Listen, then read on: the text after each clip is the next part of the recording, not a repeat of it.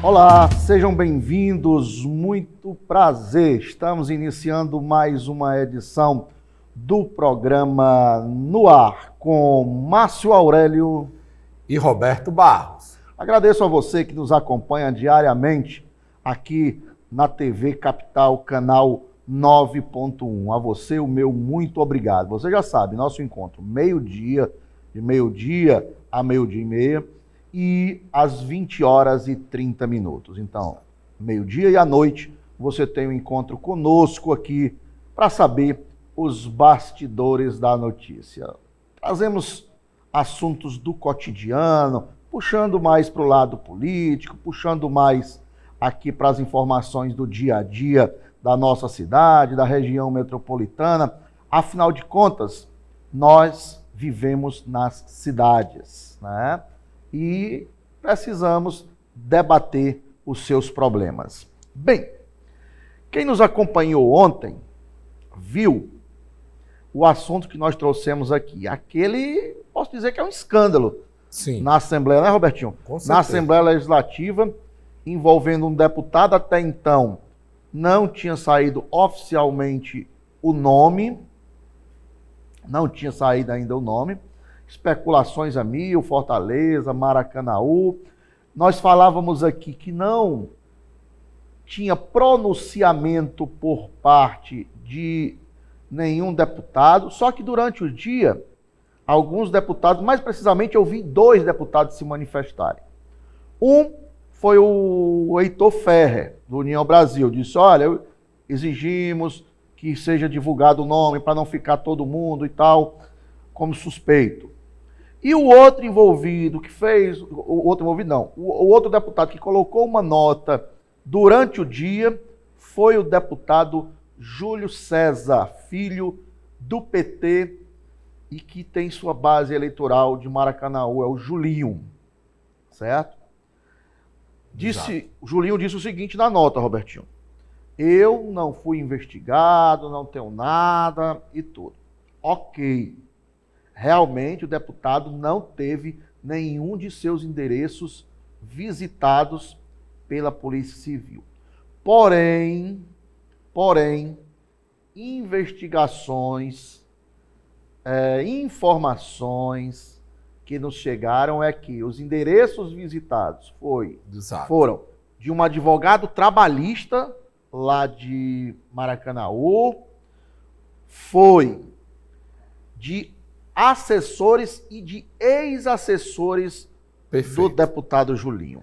E aí, Roberto, o nome do Julinho apareceu. O que é que você acha que nós vamos ter de desdobramento nisso? Márcio, em relação ao nome dele, é a questão que tem que levar-se em conta. Ele fez essa nota, eu acho que teve uma pressão muito forte, viu, Márcio? Teve uma pressão muito forte por parte de outros deputados, só que ele não quis, já que ele não teve o endereço visitado, e a informação que se tem já não foi uma informação oficial do Ministério Público, mas jornalistas começaram a apurar e conseguiram a informação de que se trata de assessores do Julinho, do deputado estadual Julinho, lá de Maracanaú. Então começou-se a falar, né? Ele soltou a nota depois do boato crescer, dizendo que ele era o nome investigado. Como a casa dele não foi visitada, ele quis botar, estou aqui para contribuir com o Ministério Público, minha casa não foi visitada, mas também não citou que a de assessores ou de pessoas ligadas a ele foi, que é o que realmente aconteceu, né? A gente já tem informação, não é o Ministério Público que soltou, mas é como a gente diz, a apuração jornalística iria acontecer. Até porque estava incomodando, mas uma coisa que eu pude apurar nos bastidores com alguns deputados, assessores de deputados, estava incomodando vários deputados estaduais, essa questão de não ter o nome, porque, como a gente falou ontem, o alvo estava posto sobre os 46 deputados estaduais aqui do Ceará. Então, isso estava incomodando e isso fez que pressionassem ou até ajudasse até essas informações de quem era o deputado. Realmente ele não teve a casa visitada, mas assessores dele tiveram a casa visitada, se é uma afirmação que vários jornalistas, várias páginas já estão comentando, né, sobre essa situação. E o desdobramento a gente espera o Ministério Público continue, né? Não seja uma investigação que acabe aí. Só pegou os assessores e pronto, e acabou a investigação. A gente espera novos desdobramentos em breve aí dessa investigação envolvendo funcionário fantasma e também a própria Assembleia, né? Como ela vai se portar, né? Lembrando que eu acho que isso aí pegou menos, Márcio, por causa do recesso, né? Não, também. Com certeza. Mas um fato importante que a gente tem que ressaltar. Eu trouxe ontem aqui que um mal-estar envolvendo o Ministério Público e a Assembleia Legislativa na pessoa do presidente durante um mês, o Fernando Santana. Eu queria contextualizar. Meus amigos, é normal, é de praxe, que quando vai haver uma operação como essa, que envolve o nome de um poder, que é o Poder Legislativo, no caso a Assembleia Legislativa, o presidente seja comunicado das ações, certo? O Ministério Público. Então, o Fernando Santana reclamou que soube dessa operação através da imprensa. O que ele achou um desrespeito para com a instituição. Entendeu? Então, isso aí causou um mal-estar, ainda permanece esse mal-estar entre o Poder Legislativo e o Ministério Público. A grande questão, Roberto, que a gente tem que entender é o seguinte. Cara, se é para moralizar, vamos investigar. Agora, agiotagem, eu acho que isso não seja tão comum. Mas duas coisas que se o Ministério Público quisesse ir a fundo mesmo, eu não sei até que ponto ele teria vontade, ou enfim, não sei qual seria. Até influência política para isso. Sabe o que, Roberto? Duas coisas. Rachadinha, e 2, funcionário fantasma. Duas coisas que eu acho que os políticos brasileiros têm que ser sempre investigados. Rachadinha e funcionário fantasma. E nepotismo cruzado eu também incluiria nessa lista. Porque como estão pegando muito no pé de colocar familiares no gabinete, aquela troca de favores entre parlamentares. Então, isso aí é uma coisa que nós temos que levar a sério. Isso é caso de polícia. Funcionários fantasma é caso de polícia. Então, o Ministério Público deveria aproveitar o momento, já que chamou os holofotes para si, nesse caso, do deputado que está sendo investigado, que supostamente é o deputado Julinho, deveria sim agora levar a cabo isso ao pé da letra e investigar. A Assembleia Legislativa tem ou a Assembleia Legislativa não tem funcionário fantasma? Exatamente, Márcio. A gente espera que se prolongue esse tipo de investigação, né, que não pare por aí. A Assembleia já não é a primeira vez, né, que a gente está tratando sobre essa questão. Agora, isso aí ganhou muita repercussão. Inclusive, eu acho que essa tática do Ministério Público não ter dado nome, que incomodou muito, causou até mais repercussão do que poderia causar se tivesse dado nome, sabe, Márcio? Porque muita gente ficou... Aquela coisa de curiosidade, né? Muita gente ficou curiosa para saber quem é a pessoa, né? Muita gente ficou. Então, é importante... Eu sou contra, porque eu acho, como disse, não pode deixar o alvo nos 46 deputados estaduais. Mas isso aí acabou gerando até mais debate, mais repercussão do que se talvez tivesse falado só já ter dito o nome do possível deputado, que seria o Julinho, por exemplo. Então... Não teria incomodado os demais. Não, e teria repercussão. Por exemplo, a gente, se tivesse dado o nome ontem... Não teria ganhado tanta repercussão, você quer dizer? Isso, porque agora os desdobramentos estão vindo e o pessoal querendo saber quem é a pessoa. Primeiro ficou o suspense, Roberto. Exato. Primeiro ficou esse suspense. A gente estaria falando, a gente tinha feito um programa sobre isso. Pronto. Tinha acabado ontem falando que era quando houvessem fatos novos, nós traríamos. Isso. O fato novo hoje Houve ontem e hoje nós já estamos trazendo de novo esse assunto. Que teoricamente já teria passado, né? Continua nos holofotes. Exato, entendeu? exato. Continua nos holofotes.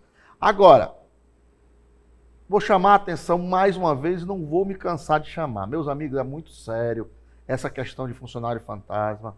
Olha, é grave demais essa denúncia. Que se for verdade, eu não sei nem se o deputado tem condição de permanecer na vida pública. Exato. Se for verdade, não estou aqui para condenar ninguém.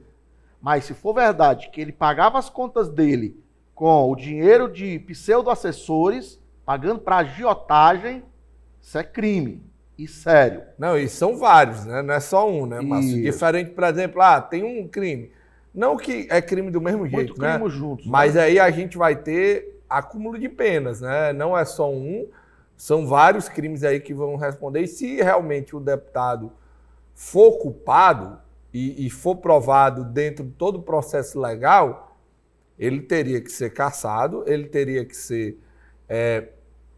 após a cassação viria naturalmente pelo TRE a questão dele ficar inelegível, né, por 9 anos. Então, é uma situação, se realmente se comprovar e se for mesmo o deputado em questão, realmente é coisa, como eu disse, é coisa para acabar, como você falou, acabar com a vida pública dele. Ele na nota dele, ele nega, né? Os processos que virão, né? Na nota dele, ele nega que vem a público informar que não foi alvo de nenhuma operação conduzida pelo Ministério Público. E é verdade, ele em si, a pessoa dele não foi. Foram pessoas, ex-assessores dele. Por isso que tudo leva a crer. O Ministério Público só não escreveu lá, Júlio César Filho. Realmente ele não escreveu. Mas, se ele disse que um deputado está envolvido nisso, e se vai na casa de ex-assessores desse deputado, qual a conclusão que a gente pode ter? Estranho, entendeu? Não ter ido na casa dele, né? Com toda certeza. Eu achei porque esquisito. Essa operação são de várias etapas. Eu acho que estão juntando Pode ser. Material. Mas se eu fosse o deputado em questão, eu destruía meu celular, eu destruía tudo. Não, o cara já deu tempo, né? Já sabe o que é com ele. Não teve essa operação com ele. E com certeza, quando tiver, se ele for culpado, se depender de celular dele, de computador dele, isso aí não vão encontrar mais, não. Porque o cara já está sabendo. As provas contra ele, se tiver de ter, já tem que ter sido produzidas ontem, quando fizeram as operações de ontem. Com certeza, porque eu achei meio esquisito, né? Quando saiu a notícia pela primeira vez, Márcio, eu achei que eles tinham ido na casa do deputado, do deputado em questão, né? Eu achei, porque é o normal, né? A gente vê essas operações, geralmente, quando envolvem político, eles vão na casa, às vezes até no gabinete, né? Às vezes até no gabinete do deputado, eles vão também. Então, eu achei esquisito que não, quando surgiu a notícia, a nota do Julinho, né, dizendo que não foi na casa dele, eu achei esquisito, porque geralmente essas operações, quando elas ocorrem, elas vão na casa do político também, além das pessoas que estão envolvidas na situação investigada, elas também vão na casa dos políticos. Dessa vez não foi o caso. Qualquer um, e não seria só ele. Não, estou falando de modo geral. Estou dizendo assim, qualquer um que não seria só ele, agora vai destruir as provas. Exato. Se tiver provas, vão ser destruídas. E isso atrapalha. Porque o aviso foi dado, a próxima porta a ser batida vai ser sua casa. Então, né, por exemplo, se tivesse um aviso desse para o prefeito foragido do Choró, Bebeto, ele teria destruído o celular dele. Teria não? Ele jogou, foi fora, né? Mas porque ele não sabia da operação. Exato. Pegaram ele de surpresa e no dia ele tentou se desfazer. Mas, meu amigo, depois que tem câmera de vigilância, aquela beira-mar é vigiada. Você não queira fazer nada escondido ali na beira-mar que não dá certo, não. A hora mais dito e feito. Foi uma câmera filmou, uma das câmeras filmou ele jogando dentro de um condomínio lá numa água, num lago que tem lá na frente. Aí conseguiram recuperar o celular e aí você está vendo aí a bagaceira que está sendo feita. Exato. Então assim, Roberto, nós vamos ficar atentos a esse desdobramento. Agora, mais uma vez eu peço, Ministério Público, Procap, já que vocês estão nessa linha aí de investigação de funcionários fantasmas, por que não fazem geral? Né? Por que não fazem geral? Será que tem? Será que não tem na Assembleia? O que é que você acha, você que está aí em casa? Será que temos funcionários fantasmas lá na Assembleia? Será que ex-presidentes têm ainda cargos? Cara, eu ouvi dizer, Robertinho, que tem ex-presidente que ainda tem centenas de pessoas indicadas lá dentro, Roberto. E era muito mais, é porque os que vão entrando vão tirando, mas não dá conta de tirar tudo. Ainda Bom, eu não posso né? provar isso, não posso provar isso, né? Até porque você sabia que tem folha secreta na Assembleia? Ah, é? Tem. Ah, meu Deus do céu. Acho que é uma chamada, se a memória não me traz, folha 7, que eles chamam, que é secreta. Que a lei protege para eles não precisam divulgar. Aí, enquanto isso, nós estamos aqui, nós, povo, população, que estamos no dia a dia dessa cidade, sofrendo com o ônibus lotado, né? Até um dia desse, para os pequenos comerciantes, os trabalhos informais, preocupados com essa história do Pix que foi resolvido. Tem gente que não tem preocupação com isso, né? Tem gente que tem. É por isso, pessoal, que vocês veem tanta gente se perpetuando no poder. O cara é deputado, põe o filho, põe a filha, põe a mulher e por aí vai. Por quê? Aí, meu amigo, é bom demais. Né? Verdade. É bom demais você fazer política com o dinheiro dos outros. É igual essa história desse deputado pedindo dinheiro emprestado para quem pagasse. Não tem nada a ver com o dinheiro emprestado dele, não. Ele pode pedir dinheiro emprestado. Quem quiser que faça seu negócio, apesar de que a agiotagem é crime, é coisa para ser do banco. Né? Exato. É coisa para ser do banco. Mas quem quiser que peça seu dinheiro emprestado, é que ele estava usando, ele estava usando. Não pode o cara usar o dinheiro público para pagar o empréstimo dele. Exato. Era o que ele estava fazendo. Não pode, é isso. Era o que ele estava fazendo, exatamente isso. É.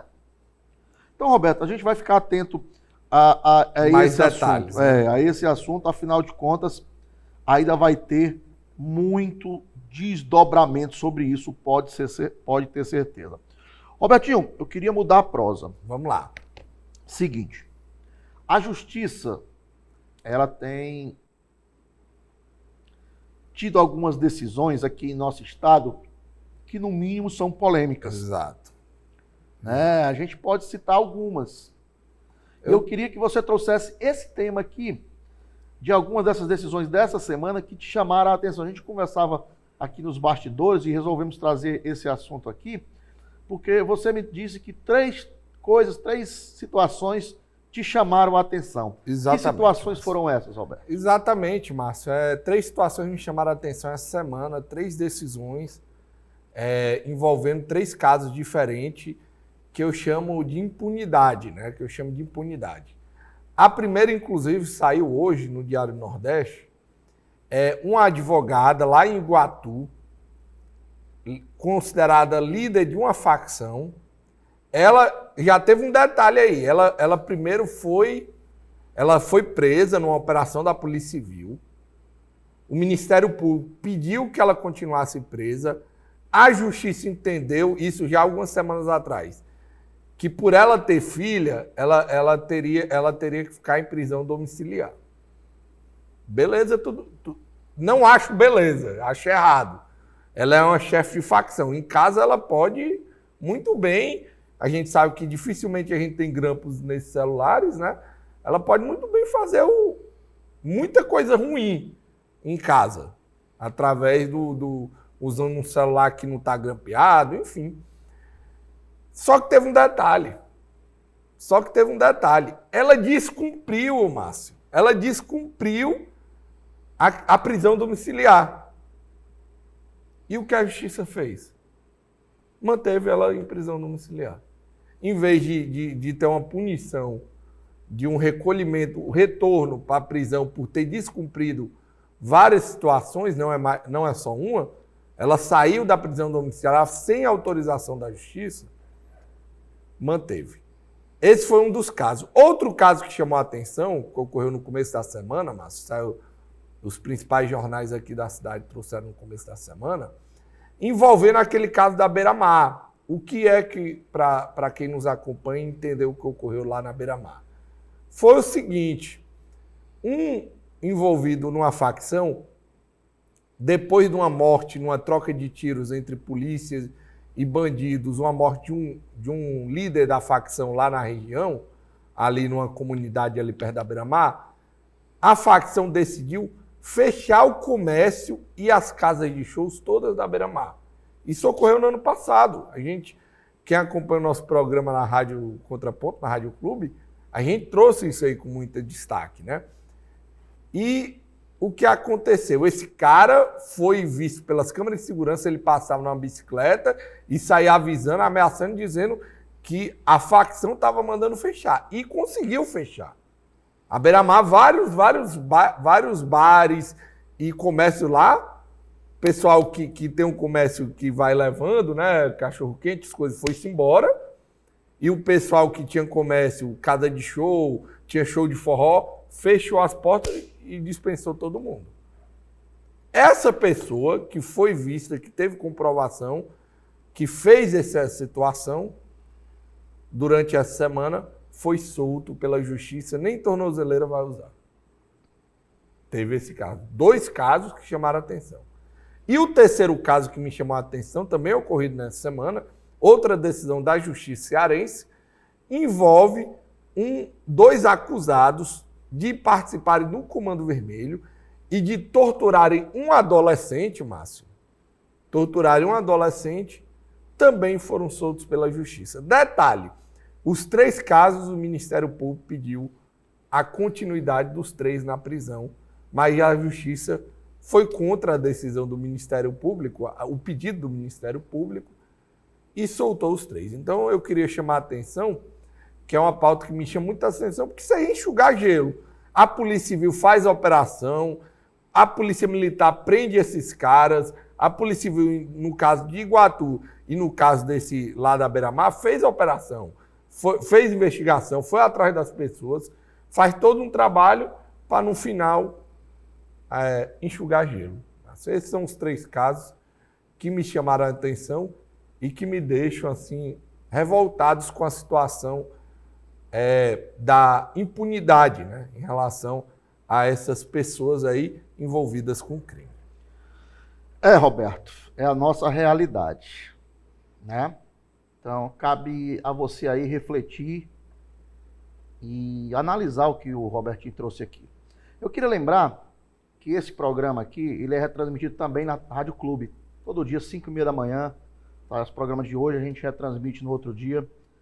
E diariamente também, da mesma forma que eu divulgo lá, todos os dias eu divulgo esse programa aqui, o programa no ar, a gente também convida você a nos acompanhar lá na Rádio Clube, né? Ainda de 11 ao meio-dia, no programa Contraponto também, eu e o Roberto Barros apresentamos diariamente lá na Rádio Clube 1200. E lá a gente também, todos os dias, convida os nossos ouvintes lá para acompanharem aqui na TV Capital.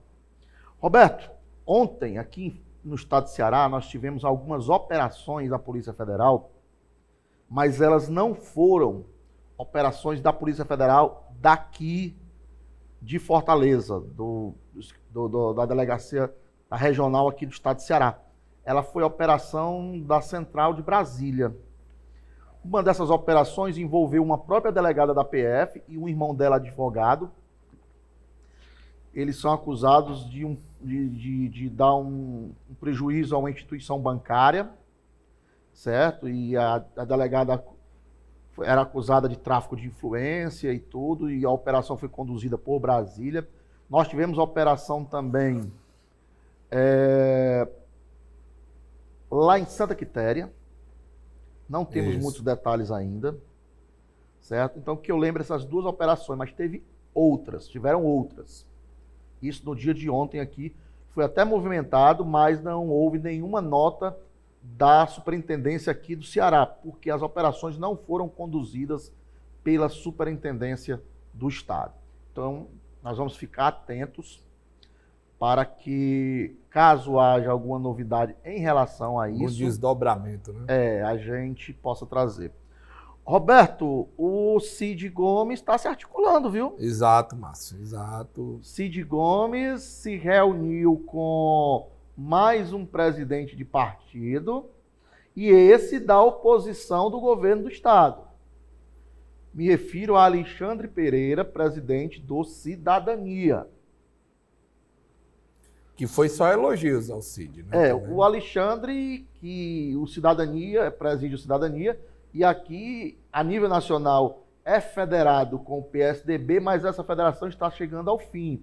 E dizem que não vai continuar da forma que está. O Cidadania vai procurar outros ares. E o Cid se reuniu, né? Eu acho que não é à toa essas sinalizações do Cid, né? Eu acho que ele disse, olha, eu também tenho articulação, senador Camilo. Eu também sou senador, também tenho articulação. Eu já fui governador desse estado e o senhor me respeite, né? É claro que a parte do respeito é eu que estou dizendo, né? Mas o senador Cid... Será que vamos ter um embate? futuro rompimento, Márcio, na o humano eleição só para corre 2026? perigo de perder o governo do estado se for para o próprio grupo.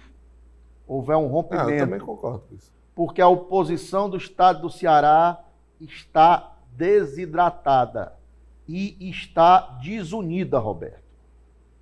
Está desunida. A oposição do estado do Ceará não fala a mesma língua. Está isolado aqui o bolsonarismo através do André, está isolado aqui o Wagner, está isolado outras peças que poderíamos citar como oposição. Roberto Cláudio, outras peças que nós poderíamos citar. Eles não falam a mesma língua. Enquanto isso, o governo do estado vai fazendo a parte dele. Certo? É até difícil, inclusive, quando você tem esses pontos de oposição, quando você não está tão próximo ou tão junto, é até difícil atrair outros, né? Outros partidos, outras situações, né? Fica mais difícil, né? Mesmo tendo a insatisfação popular que a gente vê, as pesquisas trazem, né, em relação ao governo humano, ainda é difícil você articular. Você vai conseguir ter uma votação, mesmo se junte, pode até conseguir ter uma votação, mas não causaria tantas dificuldades quanto causaria, por exemplo, se a gente tivesse, por exemplo, como você disse, um rompimento, por exemplo, do Cid, desse grupo, e aí juntando com essa oposição que tem, a gente sabe que tem uma força eleitoral, também, como eu disse, tem uma força eleitoral juntando com a força já do Cid, realmente seria uma candidatura muito forte, né? Seria uma candidatura que traria preocupação para o governo. Né? E creio eu que a oposição, aquela velha história, inimigo do meu inimigo pode se tornar meu amigo. Exato. Apesar de que eu costumo dizer que eu não vejo o Wagner votando nos Ferreira Gomes, mas como a conjuntura pode ser outra, você mesmo disse aqui que a gente pode ter surpresas. Falar em Wagner, Roberto, a gente já está... Duas informações aqui. Falar em Wagner, ele está deixando a Secretaria de Finanças e Administração da Prefeitura de Pacajus para, segundo ele, assumir um cargo, na realidade até com assim, salário, isso, mas uma missão, ele intitulou isso de missão de articular a União Brasil em determinadas regiões do país. Foi essa a resposta que ele deu para a sua saída lá de Pacajus. Roberto, eu queria finalizar com um assunto aqui rapidinho. Você lembra aqui que nós trouxemos esse assunto você que trouxe até que o André não ia indicar ninguém do PL para a mesa diretora, o André Fernandes, deputado federal aqui do nosso estado, que perdeu recentemente a Prefeitura de Fortaleza, por uma margem muito pequena, não indicou nenhum de seus aliados na Câmara Municipal para ocupar uma vaga na mesa diretora. Né? E, consequentemente, também não ter direito à comissão, não teve como negociar, né? Foi feita essa postura, eu fui até um crítico disso, porque eu acho que perdeu espaço dentro da Câmara o PL. Perdeu espaço, poderia ocupar mais espaço e desenvolver seu trabalho melhor. Em Brasília, estamos tendo casos semelhantes, Roberto. Só que a postura do ex-presidente Bolsonaro está sendo diferente da do André Fernandes. O Bolsonaro, pelo contrário, está brigando com o senador Marcos Pontes, o astronauta do PL de São Paulo, para que o Marcos Pontes não lance candidatura à presidência do Senado. E o argumento que o Bolsonaro usou foi esse. Você vai fazer com que o PL perca comissões. Foi o argumento. Aí o Bolsonaro até jogou na cara, eu deixei de apoiar o Marco Feliciano para lhe apoiar, né? Eu lhe elegi e tal. Então, a postura do Bolsonaro difere grandemente da postura do André Fernandes aqui no Estado em relação a casos semelhantes. Ou você vê diferença?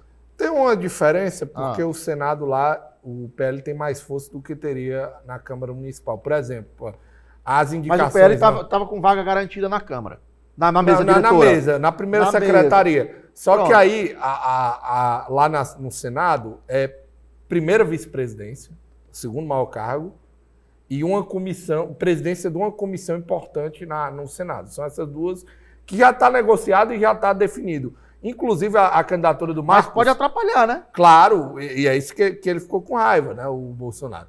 Mas já está definido, o Alcolumbre já falou que realmente isso aí é o acordo, os senadores do PL vão seguir a decisão partidária, menos o Marcos Pontes, que decidiu lançar... Marcos Pontes e o nosso senador, Girão. O Girão, mas o Girão é de outro partido, né? Não, estou nos dois candidatos avulso, vamos dizer assim. Avulso. Então, realmente atrapalha. A diferença que eu vejo, Márcio, é nisso. Para mim, o PL tem mais força. Mas na Câmara Municipal realmente é parecida a situação. Não estou dizendo que é igual. Eu acho assim, é parecida, bem semelhante. Só que o detalhe que eu acho que o André foi decisivo para isso, ele não quis ter a mesma experiência que ele teve. Com o pai dele que votou no Evandro. Exatamente. Mas ele quis tirar qualquer possibilidade de quererem usar isso contra ele. Mas aí ele perdeu a chance de deixar os vereadores trabalharem para a representação a qual eles foram eleitos. Que ajuda, está na mesa, ajuda, abre portas. Roberto, fim de papo. Queria agradecer, Márcio, todos que nos acompanharam e até amanhã com mais No Ar, com Márcio Aurélio e Roberto Barros. Um abraço a todos, até amanhã.